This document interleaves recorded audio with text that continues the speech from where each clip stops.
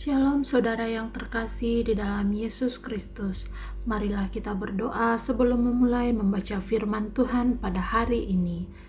Allah Bapa kami di dalam kerajaan surga, terima kasih buat kesempatan yang Engkau berikan kepada kami pada hari ini. Sekarang kami akan membaca sebagian kecil daripada firman-Mu. Tuhan, Engkau memberkati dan memberikan kami hikmat sehingga apa yang kami baca pada hari ini dapat kami dengan mudah untuk pahami. Inilah doa kami ya Bapa, di dalam nama anak-Mu Tuhan Yesus Kristus kami sudah berdoa. Amin. Keluaran pasalnya yang ke-15, nyanyian Musa dan Israel. Pada waktu itu, Musa bersama-sama dengan orang Israel menyanyikan nyanyian ini bagi Tuhan yang berbunyi, "Baiklah aku menyanyi bagi Tuhan, sebab ia tinggi luhur. Kuda dan penunggangnya dilemparkannya ke dalam laut. Tuhan itu kekuatanku dan mazmurku. Ia telah menjadi keselamatanku. Ia Allahku, kupuji Dia. Ia Allah Bapakku, kuluhurkan Dia. Tuhan itu pahlawan perang. Tuhan, itulah namanya. Kereta Fir'aun dan pasukannya dibuangnya ke dalam laut. Para perwiranya yang pilihan dibenamkan ke dalam laut Teberau. Samudra raya menutupi mereka, ke air yang dalam mereka tenggelam seperti batu. Tangan kananmu, Tuhan, mulia karena kekuasaan-Mu. Tangan kananmu, Tuhan, menghancurkan musuh. Dengan keluhuran-Mu yang besar, Engkau meruntuhkan siapa yang bangkit menentang Engkau. Engkau melepaskan api murka-Mu yang memakan mereka sebagai tunggul gandum. Karena nafas hidung-Mu segala air naik bertimbun-timbun, segala aliran berdiri tegak seperti bendungan. Air bah membeku di tengah-tengah laut. Kata musuh, aku akan mengejar, akan mencapai mereka, akan membagi-bagi jarahan. Nafsuku akan kulampiaskan kepada mereka, akan kuhunus pedangku. Tanganku akan melenyapkan mereka. Engkau meniup dengan taufan-Mu. Laut pun menutupi mereka. Sebagai timah mereka tenggelam dalam air yang hebat. Siapakah yang seperti Engkau di antara para Allah? Ya Tuhan, siapakah seperti Engkau, mulia karena kekudusan-Mu, menakutkan karena perbuatan-Mu yang masyhur. Engkau pembuat keajaiban, Engkau mengulurkan tangan kanan-Mu, bumi pun menelan mereka. Dengan kasih setia-Mu, Engkau menuntun umat yang telah Kau tebus. Dengan kekuatan-Mu, Engkau membimbingnya ke tempat kediaman-Mu yang kudus. Bangsa-bangsa mendengarnya, mereka pun menggigil. Kegentaran menghinggapi penduduk tanah Filistin. Pada waktu itu, gemparlah para kepala kaum di Edom. Kedahsyatan menghinggapi orang-orang berkuasa di Moab. Semua penduduk tanah Kanaan gemetar. Ngeri dan takut menimpa mereka karena kebesaran tangan-Mu. Mereka kaku seperti batu.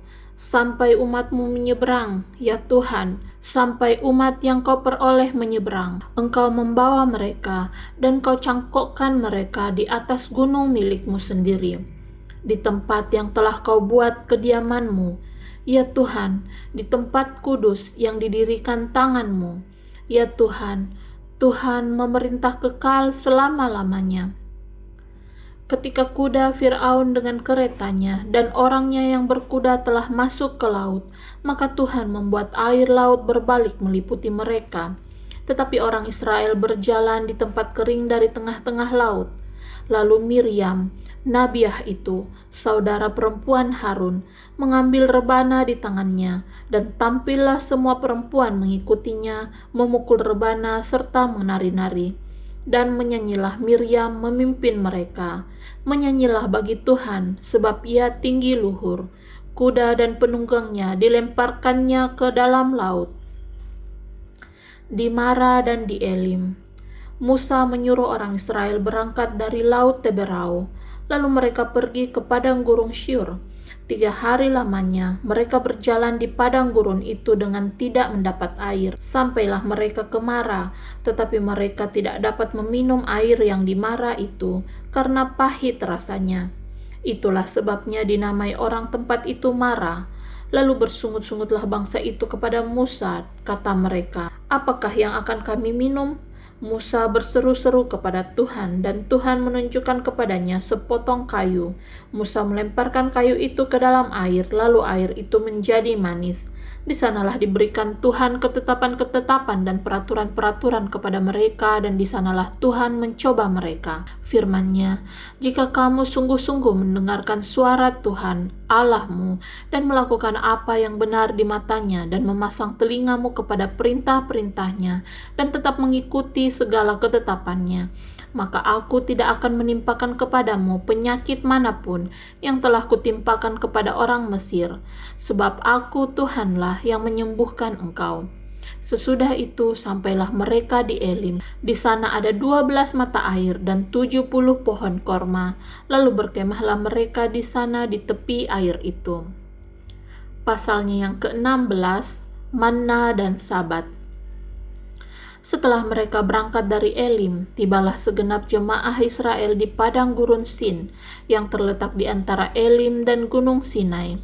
Pada hari yang ke-15 bulan yang kedua, sejak mereka keluar dari tanah Mesir, di padang gurun itu bersungut-sungutlah segenap jemaah Israel kepada Musa dan Harun, dan berkata kepada mereka, kalau kami mati tadinya di tanah Mesir oleh tangan Tuhan ketika kami duduk menghadapi kuali berisi daging dan makan roti sampai kenyang. Sebab kamu membawa kami keluar ke padang gurun ini untuk membunuh seluruh jemaah ini dengan kelaparan. Lalu berfirmanlah Tuhan kepada Musa, sesungguhnya aku akan menurunkan dari langit hujan roti bagimu, maka bangsa itu akan keluar dan memungut tiap-tiap hari sebanyak yang perlu untuk sehari, supaya mereka kucoba, apakah mereka hidup menurut hukumku atau tidak. Dan pada hari yang ke-6, apabila mereka memasak yang dibawa mereka pulang, maka yang dibawa itu akan terdapat 2 kali lipat banyaknya dari apa yang dipungut mereka sehari-hari. Sesudah itu berkatalah Musa dan Harun kepada seluruh orang Israel, petang ini kamu akan mengetahui bahwa Tuhanlah yang telah membawa kamu keluar dari tanah Mesir. Dan besok pagi kamu melihat kemuliaan Tuhan, karena Ia telah mendengar sungut-sungutmu kepadanya. Sebab apalah kami ini, maka kamu bersungut-sungut kepada kami? Lagi kata Musa, jika memang Tuhan yang memberi kamu makan daging pada waktu petang dan makan roti sampai kenyang pada waktu pagi, karena Tuhan telah mendengar sungut-sungutmu yang kamu sungut-sungutkan kepadanya, apalah kami ini? Bukan kepada kami sungut-sungutmu itu, tetapi kepada Tuhan.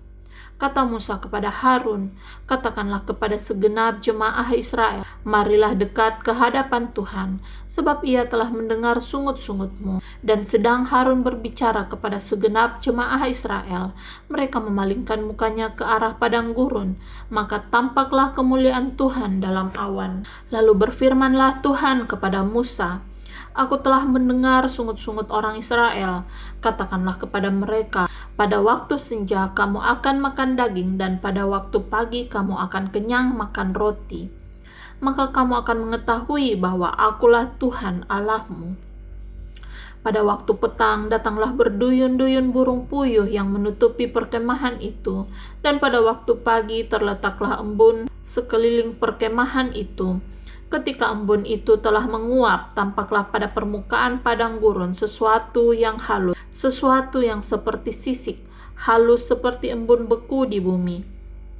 Ketika orang Israel melihatnya, berkatalah mereka seorang kepada yang lain, apakah ini? Sebab mereka tidak tahu apa itu. Tetapi Musa berkata kepada mereka, inilah roti yang diberikan Tuhan kepadamu menjadi makananmu. Beginilah perintah Tuhan, pungutlah itu tiap-tiap orang menurut keperluannya. Masing-masing kamu boleh mengambil untuk seisi kemahnya, segomer seorang, menurut jumlah jiwa. Demikianlah diperbuat orang Israel, mereka mengumpulkan. Ada yang banyak, ada yang sedikit. Ketika mereka menakarnya dengan gomer, maka orang yang mengumpulkan banyak tidak kelebihan, dan orang yang mengumpulkan sedikit tidak kekurangan. Tiap-tiap orang mengumpulkan menurut keperluannya.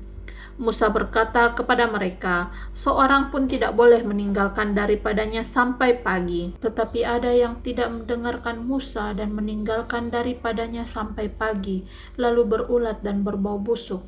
Maka Musa menjadi marah kepada mereka. Setiap pagi mereka memungutnya, tiap-tiap orang menurut keperluannya. Tetapi ketika matahari panas, cairlah itu. Dan pada hari yang keenam, mereka memungut roti itu 2 kali lipat banyaknya, 2 gomer untuk tiap-tiap orang. Dan datanglah semua pemimpin jemaah memberitahukannya kepada Musa. Lalu berkatalah Musa kepada mereka, inilah yang dimaksudkan Tuhan. Besok adalah hari perhentian penuh, Sabat yang kudus bagi Tuhan. Maka roti yang perlu kamu bakar, bakarlah, dan apa yang perlu kamu masak, masaklah, dan segala kelebihannya biarkanlah di tempatnya untuk disimpan sampai pagi. Mereka membiarkannya di tempatnya sampai keesokan harinya, seperti yang diperintahkan Musa, lalu tidaklah berbau busuk dan tidak ada ulat di dalamnya. Selanjutnya kata Musa, makanlah itu pada hari ini, sebab hari ini adalah Sabat untuk Tuhan. Pada hari ini tidaklah kamu mendapatnya di padang. 6 hari lamanya kamu memungutnya, tetapi pada hari yang ke-7 ada Sabat. Maka roti itu tidak ada pada hari itu. Tetapi ketika pada hari ke-7 ada dari bangsa itu yang keluar memungutnya, tidaklah mereka mendapatnya. Sebab itu Tuhan berfirman kepada Musa, berapa lama lagi kamu menolak mengikuti segala perintahku dan hukumku? Perhatikanlah, Tuhan telah memberikan Sabat itu kepadamu. Itulah sebabnya pada hari ke-6 ia memberikan kepadamu roti untuk 2 hari. Tinggallah kamu di tempatmu masing-masing. Seorang pun tidak boleh keluar dari tempatnya pada hari ke-7 itu. Lalu beristirahatlah bangsa itu pada hari ke-7. Umat Israel menyebutkan namanya manna. Warnanya putih seperti ketumbar dan rasanya seperti rasa kue madu. Musa berkata, beginilah perintah Tuhan, ambillah segomer penuh untuk disimpan turun-temurun, supaya keturunan mereka melihat roti yang kuberi kamu makan di padang gurun, ketika aku membawa kamu keluar dari tanah Mesir. Sebab itu Musa berkata kepada Harun, ambillah sebuah buli-buli, taruhlah manna di dalamnya, segomer penuh, dan tempatkanlah itu di hadapan Tuhan untuk disimpan turun-temurun. Seperti yang diperintahkan Tuhan kepada Musa, demikianlah buli-buli itu ditempatkan Harun di hadapan tabut hukum Allah untuk disimpan. Orang Israel makan manna 40 tahun lamanya, sampai mereka tiba di tanah yang didiami orang. Mereka makan manna sampai tiba di perbatasan tanah Kanaan. Adapun segomer ialah 1/10 eva. Amin untuk firman Tuhan. Marilah kita berdoa. Allah Bapa kami di dalam kerajaan surga, terima kasih telah memberikan kami kesempatan untuk membaca firman-Mu pada hari ini. Berkati kami di sisa hari kami selanjutnya ya Bapa, dan inilah doa kami di dalam nama anak-Mu Tuhan Yesus Kristus kami sudah berdoa. Amin.